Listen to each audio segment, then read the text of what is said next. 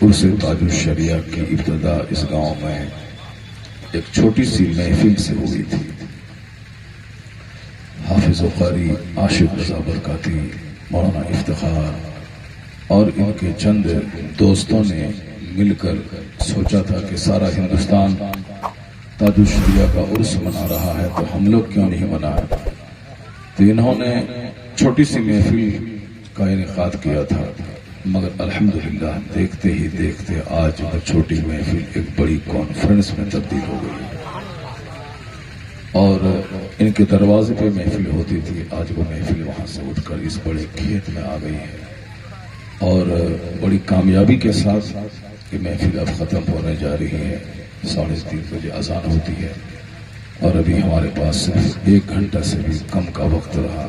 بہت کامیاب ترین محفل انہوں نے اس بار بڑی محنت کی، علاقے کے لوگوں کو دعوت دی اور کثیر تعداد میں لوگ یہاں موجود ہوئے۔ بڑے قیمتی نعت خواں ہمارے شاداب بھائی اور جناب اختر پرواز بھائی یہ آئے، مولانا صغیر صاحب کی زوردار تقریر آپ نے سماعت کی، علی رضا رہبر کی خوبصورت نقابت، یعنی انہوں نے ایک بڑی ٹیم اس گاؤں میں بلا کر کے بتا دیا کہ عرس تاج الشریعہ ایک چھوٹی محفل کی صورت میں نہیں بلکہ ایک آنے والے دن میں اور بھی بڑی کانفرنس کی صورت میں منائی جائے گی، سبحان اللہ، انشاءاللہ۔ اور دھیرے دھیرے اس کا دائرہ وسیع ہوتا جائے گا اور آنے والے 25 سال کے بعد جب سلور جبلی منائی جائے گی تو اس وقت علاقے کے لوگوں کو بھی ایک میسج جائے گا کہ ہمیں بھی اپنے گاؤں میں بزرگوں کی یاد کی محفل منعقد کرنی چاہیے، سبحان اللہ۔ اللہ تبارک و تعالی حافظ و قاری عاشق رضا برکاتی اور ان کے دوستوں کو صحت و عافیت نصیب فرمائے اور خوب دین کی خدمت کرنے کی توفیق عطا فرمائے۔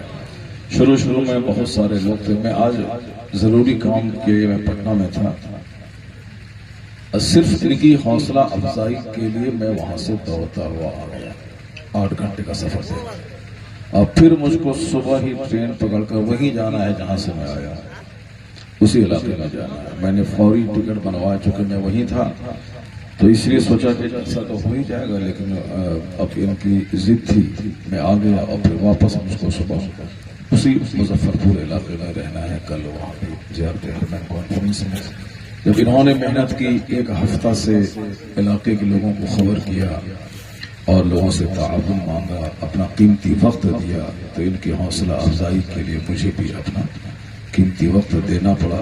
قیمتی وقت اس معنی کر کے 8 گھنٹہ چل کے آئے ہیں، پھر 8 گھنٹہ چل کے جائیں گے، 16 گھنٹے کا ٹائم ہے۔ اللہ تبارک و تعالیٰ اس محفل کو قبول فرمائے۔ جب میں آ رہا تھا تو اس چوک سے لے کر کے نہر تک بالکل رش ہی رش تھا، بھیڑ ہی بھیڑ تھی اور ایسا لگ رہا تھا کہ بہت بڑی کانفرنس میں جو بھیڑ ہوتی ہے، جتنے لوگ یہاں تھے اس سے ڈبل لوگ سلام موجود ہوتے ہیں، ماشاء اللہ۔ لوگوں کی کثرت تعداد، خوبصورت گفتگو، اچھی نعت خوانی کی وجہ سے کامیاب محفل ہو گئی۔ بس آخر میں یہ بتا دوں کہ کون تاج الشریعہ، سبحان اللہ، زور سے بولیں سبحان اللہ، ہاتھ اٹھا کے سارے لوگ بولیں سبحان اللہ۔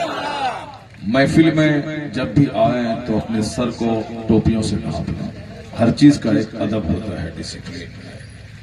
ہمارے گاؤں کے لوگ ماشاءاللہ اکثر چھوٹی بڑی محفلوں میں شریک ہوتے رہتے ہیں، لوگوں میں ڈسپلن پایا جاتا ہے، مگر میں دیکھ رہا ہوں کہ یہاں بھی کچھ لوگ ایسے ہیں جن کے سروں پہ ٹوپیاں نہیں ہیں۔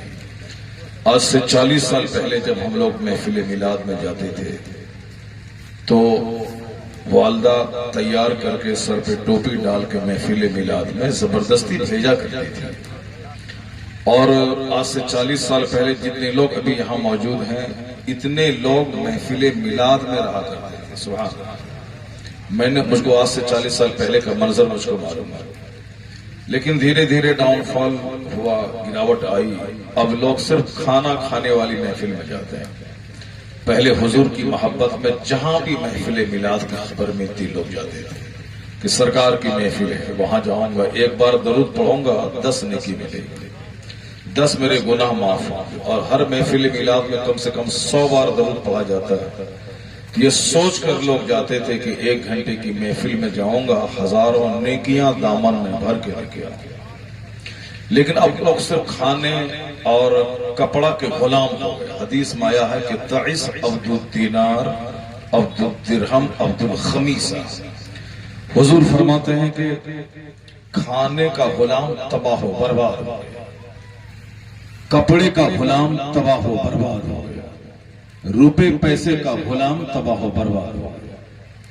تو حضور نے یہ کہا کہ روپیہ سے کام لینا ہے، اس کا غلام نہیں بننا ہے، کپڑے سے اپنا بدن ڈھانپنا ہے، کپڑے کا غلام نہیں بننا ہے، کھانا کھا کے زندہ رہنا ہے، کھانے کا غلام نہیں بننا ہے۔ کھانے کا غلام کا مطلب یہ ہوا کہ ہر وقت کھانے کی فکر میں رہے، کہ آج برگر کھاؤں گا تو کل چاؤمین کھاؤں گا، تو آج ٹکیا کھاؤں گا تو کل بریانی کھاؤں گا، اس کے ہاں بریانی بنی ہے، وہاں پلاؤ گوشت بنا ہے، اے لڑکا اے لڑکا سب دن ایسے ہی چڑیل بن کے گھومتا رہے گا۔ ادب سیکھو محفل کا، یہ زندگی سجانے کی محفل ہے، اور سب دن چھچندر اور بندر بن کے زندگی مت گزارو، ورنہ تمہاری طرح کروڑوں لوگ ہیں جو بندر ہی پیدا ہوتے ہیں، بندر ہی مر جاتے ہیں۔ دنیا بندروں کو یاد نہیں رکھتی ہے، دنیا اس کو یاد رکھتی ہے جو مصطفیٰ کی سنتوں پہ عمل کرتا ہے۔ بہت سارے زمیندار مر گئے، کوئی اس کو پوچھنے والا نہیں، لیکن جس میں دیانتداری تھی، جو تقوی کا پابند تھا، نمازی تھا، پرہیزگار تھا، آج بھی لوگ عزت کے ساتھ اس کا چرچا کرتے ہیں۔ کون گھر میں کیا کھا رہا ہے، کون کیا پہن رہا ہے، اس سے بحث نہیں۔ مکان بنانا کمال نہیں، آج کل تو چمار لوگ بھی 10-10 لاکھ نہیں 50-50 لاکھ کا مکان بناتے ہیں۔ جو کل مردہ جانور کا چمڑا چھیل کر کے بیچ کے 200 روپے کماتا تھا، آج وہ بھی 1-1 کروڑ کے مکان میں رہے گا۔ کل جن کے باپ کے پاس چپل نہیں تھی، آج وہ 4 لاکھ کے بلیٹ پہ چل رہا ہے۔ تو بلیٹ پہ چلنا کمال نہیں ہے، مکان بنانا کمال نہیں ہے، آدمی بن کر جنتی بننا یہ کمال کی بات ہے۔ غریب گھر میں جھوپڑی میں اگر نماز ہے تو اس محل سے کروڑوں گنا بہتر ہے جس محل میں نماز نہیں ہے۔